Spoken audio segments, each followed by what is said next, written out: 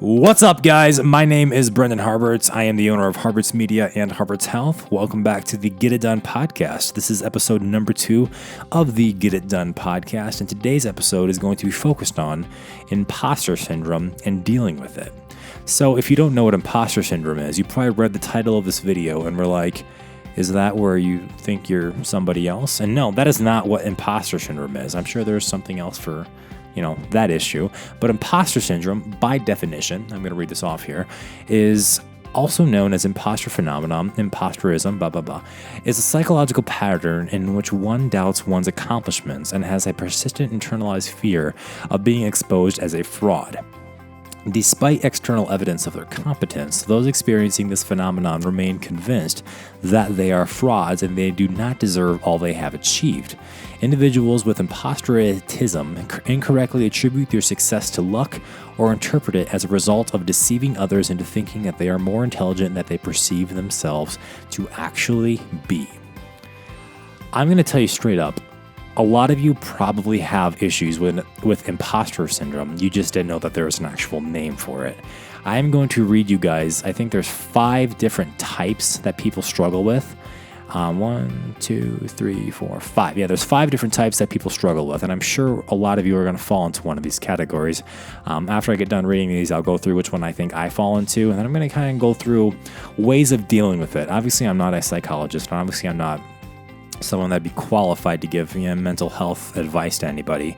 But I feel like this is an issue that so many people deal with that it's just, you kind of have to just realize a few things and you're going to feel a lot better about yourself.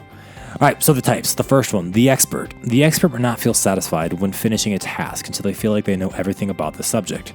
Experts continuously hunt for new information, which prevents them from completing tasks and projects. Those who avoid applying for a job because they do not meet every requirement may fall into this category of being an expert. This would be someone that feels like until they know every single thing about something, they don't feel like they're qualified to discuss that thing, to apply for a job that's in that field and stuff like that. The perfectionist. People who aim for perfection often experience high levels of anxiety, doubt, and worry, especially when they fail to achieve their extreme goals. Perfectionists are usually dissatisfied with their work. They tend to focus on areas where they could have done better rather than celebrate the things they did well. This is something that's very prevalent, I'm guessing, in the video creation and the photography world, because I can look at, personally, I can look at a video that I make and I can see all the things that I did wrong with a video, or scenes that aren't color graded perfectly, or maybe the highlights are blown out in a photo somewhere. And I show it to my wife and she's like, that looks amazing. And then I tell her, like, well, did you notice that, the colors are a little bit weird in the left corner? And she's like, I literally never would have noticed that. So that's the perfectionist. The natural genius. Sounds like me. I'm just kidding. Natural geniuses are typically able to master a new skill quickly and easily, and often they feel ashamed and weak when they cannot. People who fall into this category fail to recognize that nearly everyone needs to build upon their skills throughout life to succeed. This kind of reminds me of the kid that growing up would always be kind of good at everything, but once they get a little bit older and life gets a little bit tougher and the subjects get a little bit tougher, they struggle because they didn't have to put that work in growing up, and then all of a sudden, everything gets a little bit more tough and challenging, and they're not used to actually studying, or they're not used to actually working out and doing stuff like that. The soloist. The soloist may also be known as a rugged individualist. They prefer to work alone and tend to believe that asking for help will reveal their incompetence. A soloist will typically turn down help so they can prove their worth as an individual. The last one is the superhero. Superheroes often excel in all areas, mainly because they push themselves so hard. Many workaholics can be classified as superheroes. This overload of work will eventually result in burnout, which can affect physical health, mental well-being, and relationships with others. So those are the 5 classifications of imposter syndrome. Myself personally, I fall in between the perfectionist and the superhero ranges there, because with all my video work and all my photography, I am someone that I have a really hard time sending something to somebody, like a project when it's finished, when I feel like I could have improved a few scenes, and then I send it to the person that I'm working with and they're like, this is amazing, thank you so much. And I don't feel good about the end product just because it could have been a little bit better in a few different areas. I'm going to say that like 99% of people will never notice the flaws in your work. when you're an expert in something, like I consider myself an expert in real estate photography, 99% of people that I send work to are insanely happy with the work I send them, and they will never notice the things that I could point out to them that I feel like I could have improved on. And that's really important to keep in mind, because it's very easy to just think that everyone's going to notice the things that you notice. It's kind of like with body dysmorphia issues. Like for myself personally, again, I have these moles on my arm that just bother the crap out of me. And I tell Ken that. She's like, honestly, Brendan, I don't even notice them or think about them when you're wearing a tank top, so stop worrying about it. And I'm like, but it bothers me and it makes me feel like I just look weird. And she's like, nobody notices that. That's just how you look. So then moving on to the superhero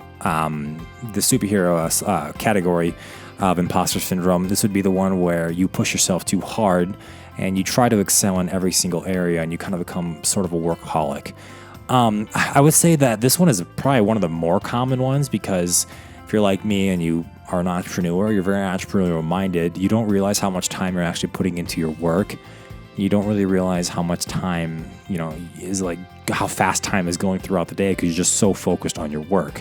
While it's good and incredibly good to be a hard worker, and I'm not saying it's not obviously at all, you have to be a hard worker to succeed as an entrepreneur.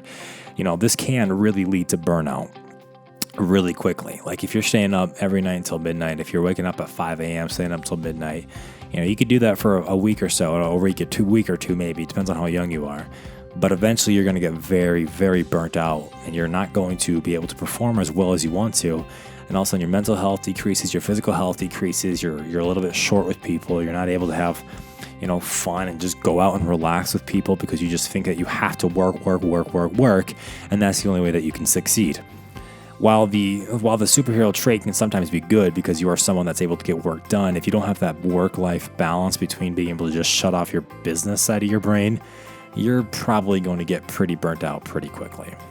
All right, so those are the 5 ranges of imposter syndrome. Like I said, I fall in between the perfectionist and the superhero one, because I am someone that is a workaholic and will not stop until all my work is done, and have a hard time finding that balance that I always have, whether I was a personal trainer or doing what I do now. And I'm also someone that, unless something is perfect in my opinion, which has never happened, I am not happy with that end result. I have a hard time posting my work on social media, because I think, well, someone's going to see this and think that it sucks, when what I do is actually very good. So we're going to move into, how do we deal with this? How do we get past this point? And obviously I say this, I need to work on it as well, because I still struggle a lot with this. Less so than I did maybe a few years back, but I still struggle a lot with thinking that, maybe I'm not as good as I think I am at this, or maybe I just got lucky. So we're going to talk about that here right now. The first step to dealing with imposter syndrome is you have to realize that nobody on planet Earth that has been successful is entirely self-made. Every single person, whether it's Jeff Bezos or whether it's someone that owns your local bakery that's doing well, every single person that has had a margin of success is not entirely self-made. They have had people along the way of this journey. They have had people, they have had investors, they've had family, they've had friends that have helped them get to the point to where they are at now. And I say this because a lot of times people that have achieved success, especially if you're at a young age, you think to yourself, man, I got lucky. I was lucky that that person found me and thought I was good at what I do. Or I was lucky that someone invested in my company or decided to buy a product from me that jump-started my whole business. Every single person has had somebody in their life that has helped them become who they are. And it's not always monetary. It's not always, related to business even. Every single person has had somebody that has helped them become the person they are, and that has helped their business become what their business has become. Jeff Bezos had to have investors when he was young with Amazon. Your local bakery had to have workers that helped them create their food. Everyone has had people, that was a horrible example, have had bakers that have helped them, that have taught them how to create their muffins that they sell, stuff like that. Once you realize that every single person that has been successful has had people help them along the way, it's a lot easier to internalize that I'm not lucky. I'm not built by other people. I have just been supported by other people, and they have helped me get to the point where I'm at. There's a lot of people in my life that have helped me get to where I'm at that I'm very thankful for. Obviously, a lot of what I've accomplished by the age of 25 has been because of my hard work, absolutely. But a lot of it too is because I've had people that have helped me along the way, that have taken a chance on me, that have taken risks on me, that have allowed for me to grow and succeed. And I'm very thankful for those people and for those companies that have helped me do that. Let's move on to number two. Number two, what you consider luck is a byproduct of your hard work. Luck is probably a real thing. There have been a few times where we've gotten lucky breaks in life, absolutely. There have been things that have gone our way. The pin has dropped in our direction. However, 99% of the time, what you consider luck is actually a byproduct of your hard work and the amount of time you've put into what you're doing. Yes, someone choosing you for a product, it may seem lucky to you, like, oh, I'm so lucky they picked me. But they chose you to hire you because of the hard work that you've put into your business, to yourself personally. They chose you because of the work you've done personally when it comes to your attitude and your knowledge on the subject. They've chosen you because of your hard work and the time that you've put into whatever it is that you're doing. People don't just put names in a hat and choose you out to hire you. I would hope not, at least. Anyone that's going to use your services or anyone that's going to put faith in you to get a project done isn't just thinking, you know what, why not? They're hiring you because of your hard work. They're using your services because you've built up your business. So I'm going to repeat that point. What you consider luck, a lucky break, what you consider, I'm so lucky that happened to me, 99% of the time is going to be a byproduct of your hard work. And that can kind of even formulate into, or that can kind of expand into, all good things that happen to you are a byproduct of who you are. Not just business related, but let's say, finding your spouse, or people wanting to hang out with you, people like being around you, people taking chances on you, people supporting you. All those good things are a complete byproduct of who you are and the work you've put into yourself personally and also your business. It's the best feeling in the world to have people that believe in you. It's the best feeling in the world to have people that want to support you. And that is entirely a byproduct of who you are and the work that you've put into yourself and the passion that you showcase for what you do. It's not luck that you have, people that aren't related to you supporting you and tagging you on Facebook to get you referrals. That's not luck. That's not just, I'm so lucky that happened. That is a byproduct of your work and them believing in you and them wanting to help you grow and succeed, which kind of goes back to that first point of realizing that everybody has those people in their life that is successful. And the people that haven't been successful and have failed numerous times probably don't have those people that believe in them, probably haven't had those lucky breaks that are a byproduct of their work because they haven't put in the actual work.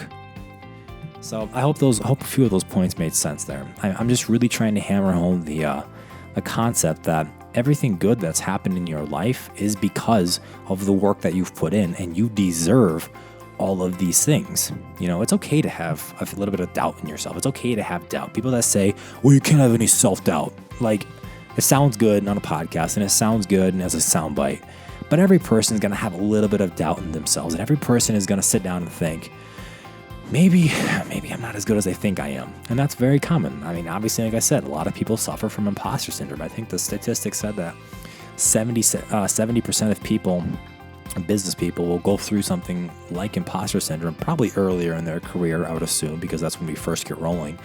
But everyone goes through this. But it's about challenging those negative thoughts and realizing those points I brought up about, everybody has had people help them in their life, and you're not a fraud because you've had people that have helped you along the way. You're not a fraud because you've had people that have given you business. You're not a fraud because, you've had a few things that have ended up being great things for you. Those are all byproducts of your hard work. You're not a fraud because good things are happening to you. Like I just said, it's because of who you are, and it is entirely because you deserve it. So I hope that makes sense, guys. I hope that helped you guys kind of deal with this a little bit. All good things that have happened to you are a byproduct of the person that you are, the person that you're becoming, and the passion and the hard work that you showcase into whatever it is that you do. And this doesn't even have to be a business related thing. This could just be an issue that people go with, like, I don't deserve this great life that I have. And it's like, yes, you do. If you have good things happening to you, they're happening to you for a reason, and it's very important for you to accept that, because when you accept that, you realize that, yeah, I do deserve this. I do deserve the best. I've put the work in, and I'm going to keep doing this and eventually be that person in somebody else's life that helps them get to a point where they want to be. That's one thing I want to do when I'm getting into my 30s, and Harberts Media is a multi-million-dollar business. I want to be able to help young entrepreneurs, figure out what it is that they have to do to be successful. That's kind of what this podcast is for as well. But I'd like to get more than 1 year of being an entrepreneur under my belt before I start mentoring other people. But there's just so much that goes into it, and there's going to be a lot of self-doubt, and there's going to be a lot of just imposter syndrome moments for a lot of people, and I'm sure I'll keep dealing with them as well as I get older. But you just got to realize that everything that you've earned, everything good that's happened to you, you have entirely earned. So thank you so much for watching, guys. Or watching and listening. Hope you guys are enjoying these. If you have any other topics you'd like for me to talk about, please just let me know. You can comment below or shoot me a DM. I will see you next time.